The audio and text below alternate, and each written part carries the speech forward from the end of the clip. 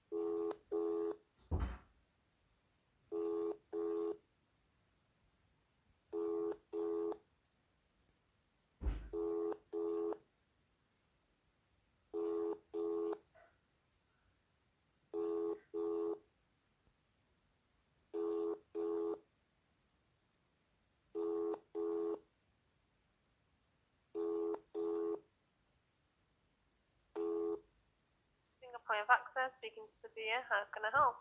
Yes, good afternoon, Sabia. It's Mr. Hussain here regarding my brother, Mr. Talib Hussain, date of birth 15/9/1960. Please, can you put me through to Funfai Machichitiri?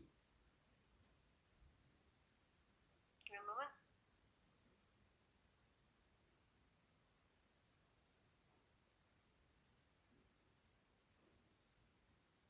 I'll see if some guys available.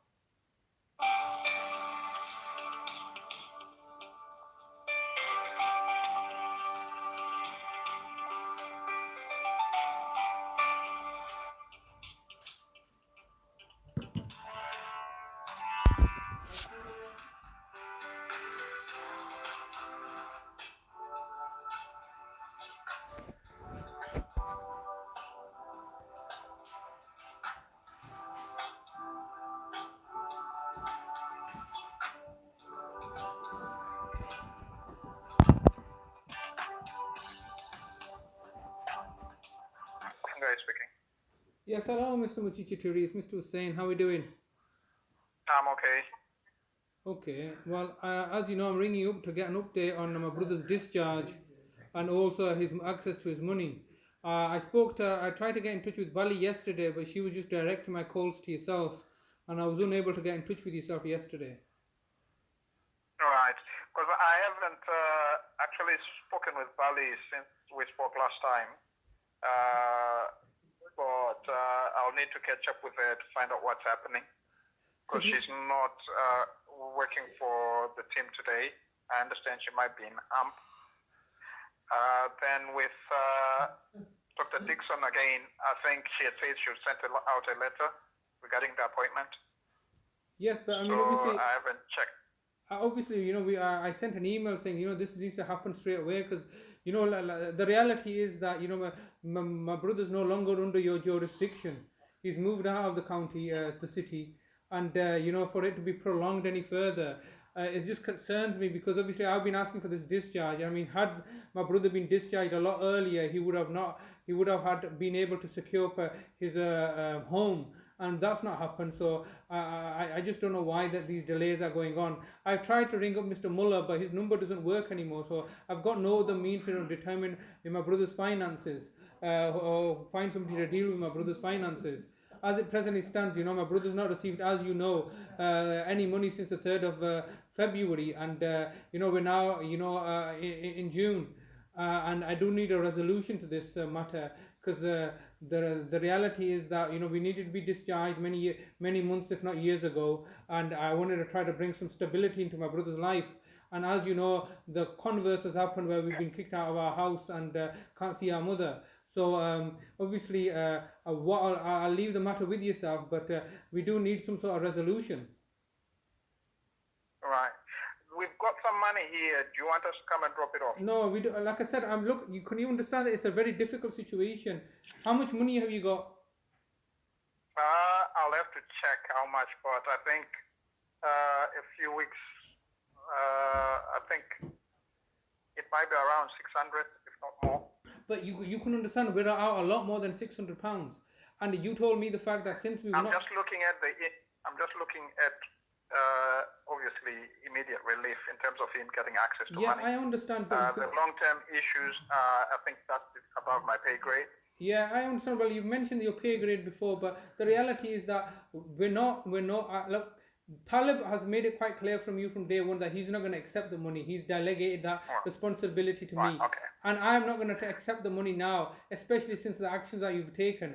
So, the reality is that he's not got access to any money. If you're saying that, because you're trying to get me to take the money, aren't you? No, I'm just trying to be helpful. In that case, then, I guess if I'm not going to resolve this because I'm not receivership, am I? Well, I mean, the thing is, receivership and the council, you're not the councillor as well, are you? Yeah, but I'm not receivership, so but you keep calling me and asking me about the money. So but I'm saying I can only offer assistance with what I've got. But I understand, if you're not willing to accept that. No, it's not about. Look. It's not about accepting it. There is things within your pay grade to establish the fact that my brother does not lack mental capacity. That's within your pay grade. We're not talking about mental capacity. We're talking about his finances. But and I'm saying that. But Mr. Muchichitiri, let's just be open and transparent. The reason that receivership has got his money is because they believe that my brother lacks mental capacity. Yeah, but that's a long-standing issue that was there when I got involved. What I'm saying is that when you ring me and saying that, when you ring me and you're telling me that he doesn't have finance, and I'm saying I can give you what I've got, and you're refusing it, then it's pointless having the same conversation week in, week out. And I'm saying that in future, please, would you contact receivership, obviously for the whole amount to be released to you guys.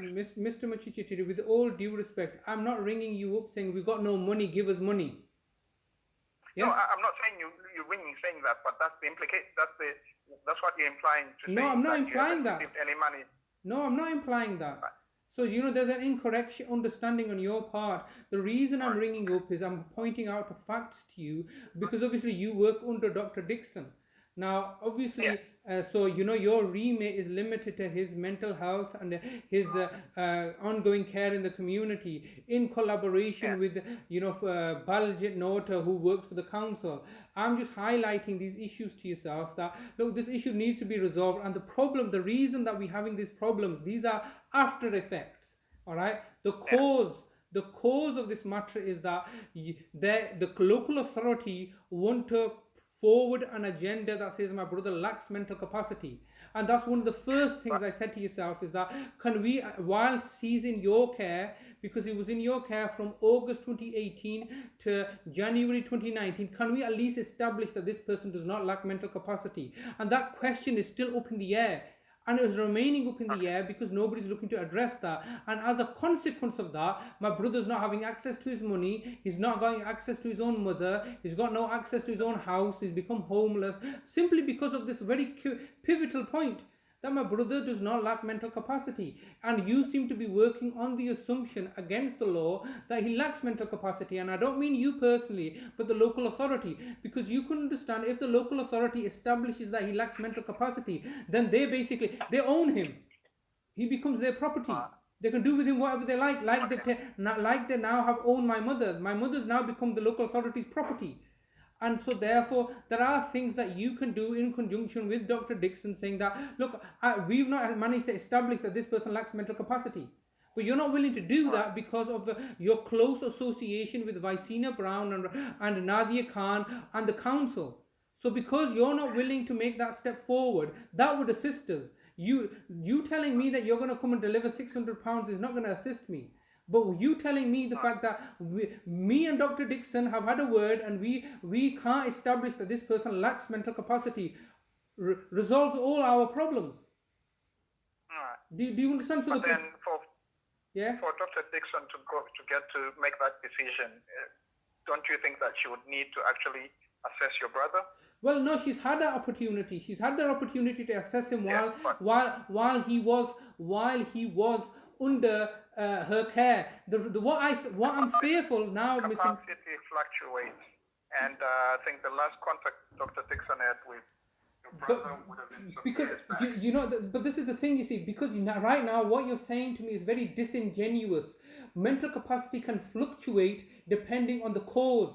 All right. So, for example, if somebody is inebriated, that's a cause. My brother, but the bottom line is, does my brother's underlying condition of schizophrenia mean the fact that he lacks mental capacity? That's the bottom question. When you're telling me, and I agree.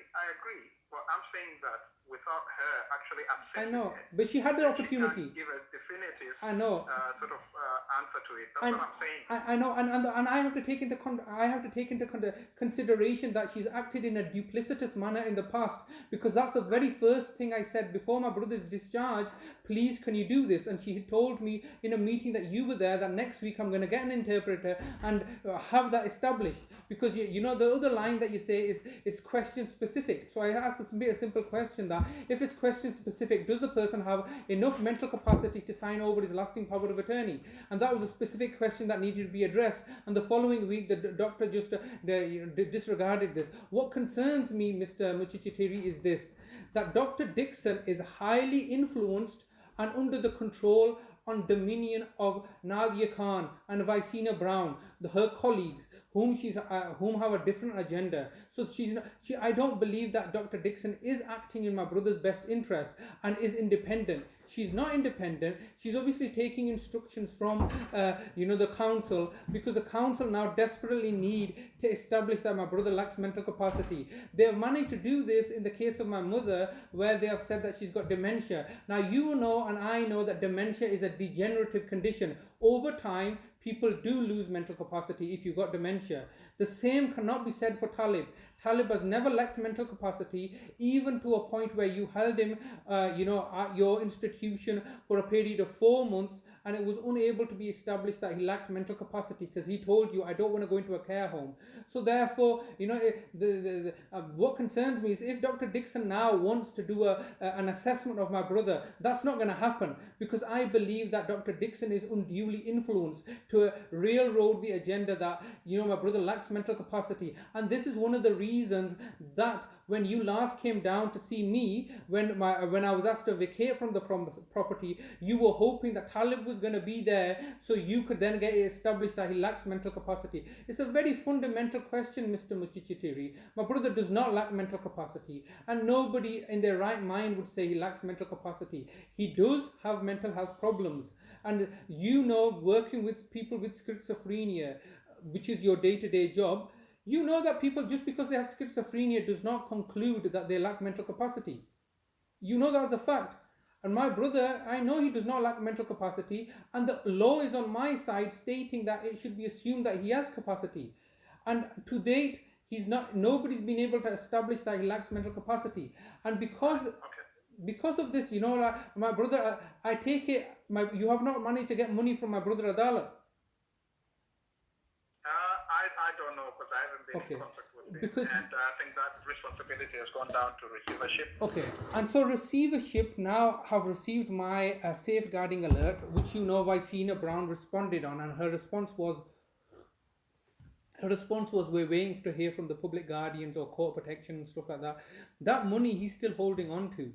And so therefore my brother is now not only got no money, no access to his own mother, no access to his own accommodation. What you're looking to do is strip him finally of the very final fundamental thing that he needs, his brother, me, his carer. Now this is what the railroading agenda is. This is one of the reasons that we're frightened, alarmed and distressed, that look at the actions that you've so far taken, and you're looking to target my brother and make him a ward of the state. And this is one of the reasons that obviously I'm ringing yourself up to say, look, all right, now you've all done all this, now what's going to happen?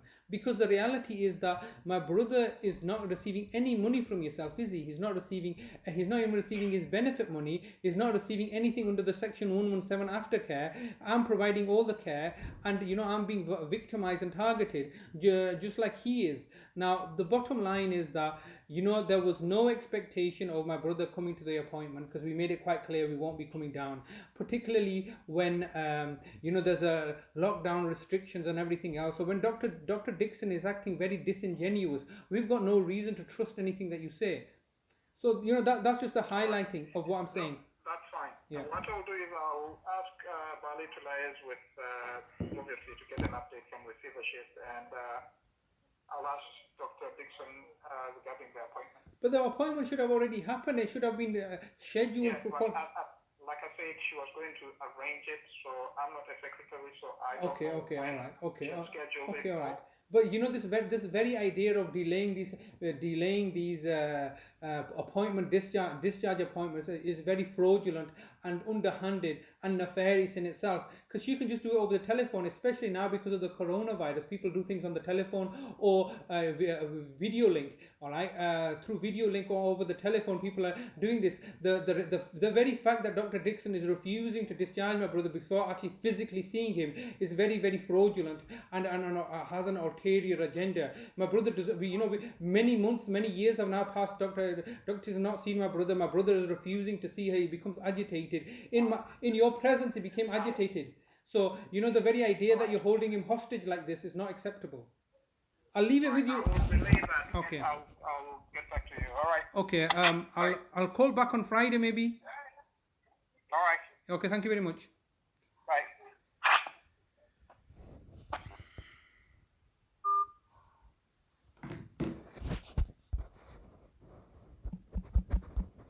Bye.